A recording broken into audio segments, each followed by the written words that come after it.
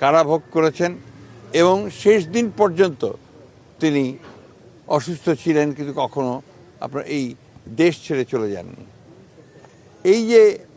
দেশের প্রতি ভালোবাসা, মাটির প্রতি ভালোবাসা, মানুষের প্রতি ভালোবাসা, এটাই সমস্ত মানুষকে আলোড়িত করেছে এবং তার এই দেশের এই ক্রান্তি লগ্নে যখন তার অভিভাবকত্ব সবচেয়ে বেশি প্রয়োজন ছিল, সেই সময় তার চলে যাওয়ায় মানুষ সেই কারণেই সবচেয়ে মর্মাহত হয়েছে এবং তারা সেই কারণে দেশনেত্রীর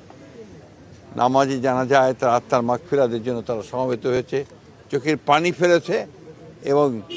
অত্যন্ত এই আশা নিয়ে গেছে যে তার এই চলে যাওয়ার মধ্য দিয়ে দেশের মানুষ গণতন্ত্রকে প্রতিষ্ঠার দিকে যে কর্তব্য পালন করা, সেই কর্তব্য তারা পালন করবে এবং আগামী নির্বাচনকে সুষ্ঠু, অবাধ, নিরপেক্ষ করে